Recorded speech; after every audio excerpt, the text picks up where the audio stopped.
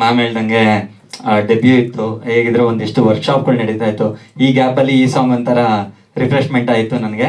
ಅದ್ರ ಜೊತೆಗೆ to be frank lyrics ಕಲಿಯೋದಕ್ಕೆ ತುಂಬ ಬೇಕಾಯ್ತು ನನಗೆ ಅಷ್ಟು.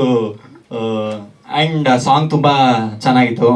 ರಾಕೇಶ್ ಅವರ ಒಂದು ವಾಯ್ಸು ನಮಗೆ ಇನ್ನೂ ಒಂದಿಷ್ಟು ಎಕ್ಸ್ಪ್ರೆಷನ್ ಆಟೋಮೆಟಿಕ್ಕಾಗಿ ಆಚೆ ಬರೋದಕ್ಕೆ ಹೆಲ್ಪ್ ಮಾಡ್ತು. ಆ್ಯಂಡ್ ಗೋಪಿ ಸರ್ ಅವರು ಈ ಥರ ಇರಲಿ, ಈ ಥರ ಮಾಡೋಣ. ಆ್ಯಂಡ್ ಏನಂತಾರೆ, ಈ ಸಾಂಗಲ್ಲಿ ಸ್ಮೈಲ್ಗಿಂತ ಅವರು ಹೇಳ್ತಾ ಇದ್ದಂಗೆ ರೇಜ್ ಬೇಕಾಗಿತ್ತು ಅಂತ. ಸೊ ತೇಜಸ್ವಿನಿ ಅವರು, ಅನನ್ಯ ಅವರು ನನಗೆ ತುಂಬ ಹಳೆ ಪರಿಚಯ. ಕಲರ್ಸ್ ಕನ್ನಡ ಅದೊಂದು ನಂಟು ಹಂಗೆ ಇತ್ತು. ಜೊತೆಗೆ ತುಂಬ ಟ್ಯಾಲೆಂಟೆಡ್ ಅವರು. ಸೊ ಅವರು ಹೇಗೆ ಸ್ಟೆಪ್ಸ್ಗಳು ಹೇಳ್ಕೊಡ್ತಾ ಇದ್ರು, ಅವ್ರು ಹೇಳ್ಕೊಟ್ಟಿದ್ದನ್ನು ಕಲಿತು ಮಾಡೋದಕ್ಕೆ ತುಂಬ ಖುಷಿ ಆಯಿತು. ಸಾಂಗ್ ತುಂಬ ಚೆನ್ನಾಗಿದೆ. ಎಲ್ಲರೂ ನೋಡಿ ದಯವಿಟ್ಟು ಶೇರ್ ಮಾಡಿ. ಆ್ಯಂಡ್ ಸುವರ್ಣ ಅವ್ರಿಗೆ ಥ್ಯಾಂಕ್ ಯು ಸೋ ಮಚ್.